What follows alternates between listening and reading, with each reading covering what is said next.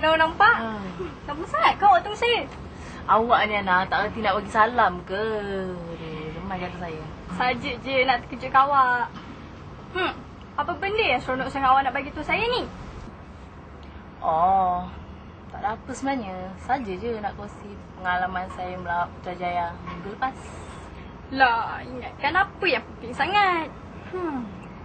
Okey, kalau macam tu, mesti awak dah tengok kan bangunan Jabatan Perdana Menteri kita? Jabatan Perdana Menteri? Kat mana tu? Maknanya awak tak habis melawat Putrajaya lah ni. Mesti saya cerita sikit pasal Putrajaya. Awak tahu tak apa Jabatan Perdana Menteri tu? Setahu saya, itu tempat Perdana Menteri kita bekerja kan? Hampir-hampir betul. Itulah tempat di mana pentadbiran negara kita dijalankan. Kat situlah Perdana Menteri kita menjalankan tugasnya sebagai pemimpin negara. Dulu semuanya dijalankan kat Ibu Negara. Sekarang dah ada Putrajaya. Jabatan tu pun dah dipindahkan. Oh, dulu tu bila? Dulu semenjak awal kemerdekaan lagi. Sebenarnya budaya ini dibawa masuk oleh penjajah negara kita dulu. Pihak British. Macam tu ke? Yelah. Awak nak tahu lagi tak? Mana? Biar saya sebagai pakar dalam mata pelajaran sejarah ceritakan. Nak belagak lah tu.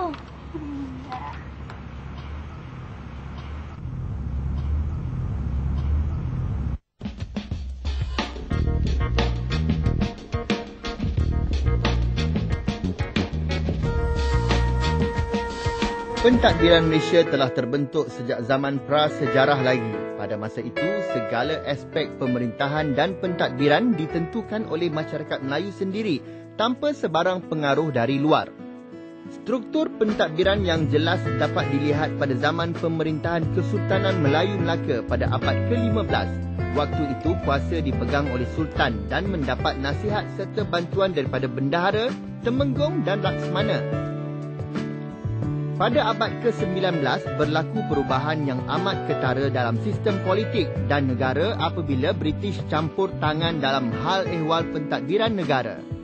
Lantaran itu, pihak British telah memperkenalkan bentuk pentadbiran secara Inggeris di Tanah Melayu.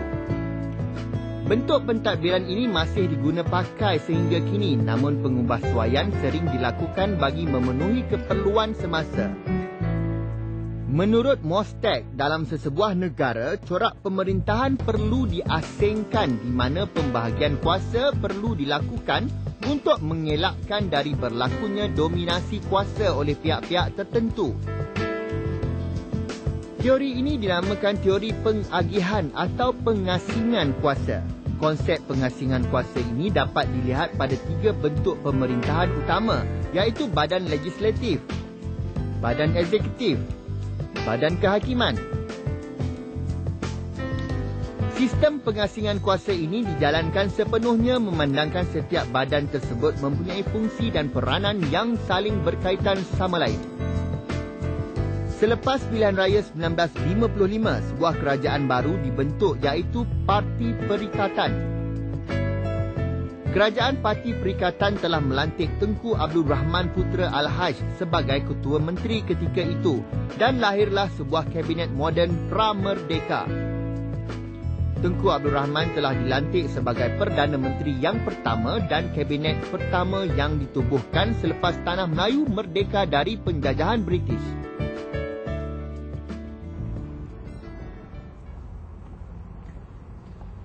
Tak sangka kan? Saya ingat orang luar yang datang menjajah negara kita ni mendatangkan sebarang kebaikan.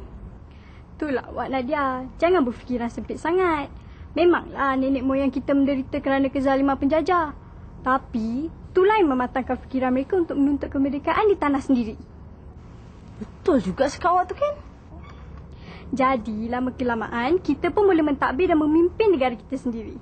Kita ni lebih bernasib baik sebab kita tak merasa macam orang dulu-dulu lalui, tahu?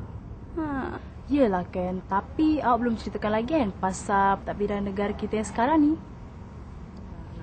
Oh, ya ke? Tak apa. Biar saya ceritakan.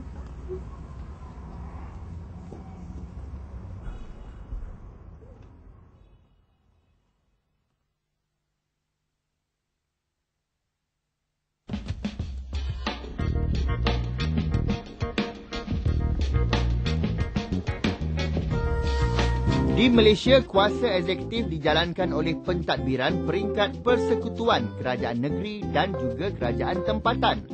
Badan kedua dalam sistem pentadbiran negara ialah badan eksekutif. Eksekutif juga disebut pemerintah. Pelaksana dan juga kerajaan di dalam sistem parlimen atau dalam erti kata lain, eksekutif bermaksud orang atau golongan yang mempunyai kuasa dan tanggungjawab yang berkaitan dengan pentadbiran atau pengurusan sesuatu organisasi.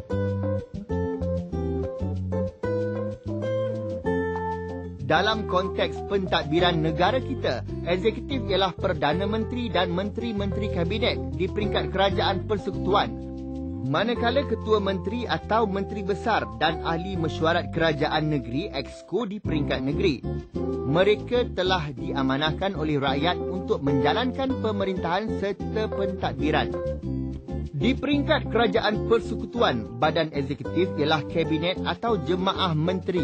Jemaah Menteri ini diketuai oleh Perdana Menteri, iaitu Yang Amat Berhormat Datuk Seri Abdullah Ahmad Badawi. Ahlinya pula terdiri daripada menteri-menteri lain. Semua anggota Jemaah Menteri dilantik oleh Yang di-Pertuan Agong. Jemaah Menteri bertanggungjawab menggubal dasar kerajaan. Secara umumnya, tugas Jemaah Menteri adalah seperti yang berikut. Mentadbir kerajaan persekutuan, menggubal dasar kerajaan, memperincikan dasar-dasar kerajaan, menangani sebarang masalah yang melibatkan negara dan rakyat. Ketua Kerajaan Negeri ialah Menteri Besar atau Ketua Menteri akan dipertanggungjawabkan untuk meluangkan masa bertemu dan bermesra dengan rakyat. Rakyat berpeluang untuk berjumpa dengan mereka melalui majlis-majlis yang diadakan. Melalui pertemuan ini, rakyat akan berpeluang untuk mengadu sebarang masalah atau kesukaran yang dihadapi di tempat tinggal masing-masing. Menteri Besar pula akan bertanggungjawab mengenengahkan perkara itu melalui Majlis Mesyuarat Kerajaan Negeri atau Exco untuk menyelesaikan hal tersebut tidak kiralah dari segi agama, pendidikan, tanah, pertanian, perumahan maupun alam sekitar. Di Sarawak, Ketua Menteri akan mengetuai Majlis Tertinggi, manakala di Sabah pula Ketua Menterinya akan mengetuai Kabinet Negeri. Tanggungjawab kedua-dua Ketua Menteri ini masih sama dengan Ketua Kerajaan Negeri di Semenanjung Tanah Air. Majlis Tertinggi dan Kabinet Negeri dianggotai oleh menteri-menteri yang bertanggungjawab kepada kementerian masing-masing. Macam mana? Dah faham? Barulah saya faham. Sebelum ni saya agak keliru sikit lah pasal dunia politik ni. Tak apa, awak belajar pelan-pelan dulu. Nanti lama kelamaan barulah awak faham semuanya. Tapi saya rasa rugilah sebab tak pergi melawat ke Jabatan Perdana Menteri tu. Tak apa, nanti kita pergi sama-sama ya. Pergi ramai-ramai lagi seronok tau.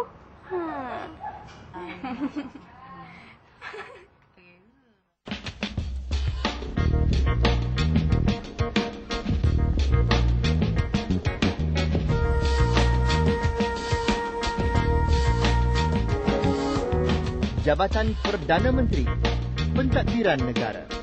3 badan kerajaan yang bertanggungjawab mentadbir negara. Pertama, Badan Legislatif. Kedua, Badan Eksekutif. Dan ketiga ialah Badan Kehakiman. Badan Eksekutif ataupun Badan Perlaksana.